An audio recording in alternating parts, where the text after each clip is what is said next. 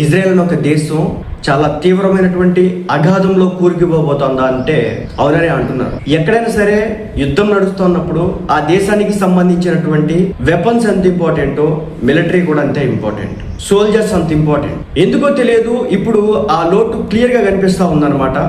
Israel సైన్యం కుప్ప కూలబోతుంది అంటూ కొన్ని నివేదికలు అయితే వస్తూ ఉన్నాయి. దీనికి సంబంధించి చూసుకుంటే కనుక నిరంతర ఘర్షణల వల్ల మానవ వనరులు, హ్యూమన్ రిసోర్సెస్ కొరత ఏర్పడిందని, దీనివల్ల ఇజ్రాయెల్ సైన్యం కుప్పకూలే ప్రమాదం ఉందని ఐడిఎఫ్ చీఫ్ హెచ్చరికలు జారీ చేస్తా ఉన్నాడు. ఐడిఎఫ్ అంటే ఇజ్రాయలీ డిఫెన్స్ ఫోర్స్, దాని యొక్క చీఫ్ అధినేత మన దేశానికి సంబంధించినటువంటి సైన్యం కావాల్సినంత స్థాయిలో లేదు, రిజర్వ్డ్ సైన్యం కావాల్సినంత స్థాయిలో లేదు. రేపొద్దున గ్రౌండ్లోకి దిగి యుద్ధం చేస్తే నడవదు.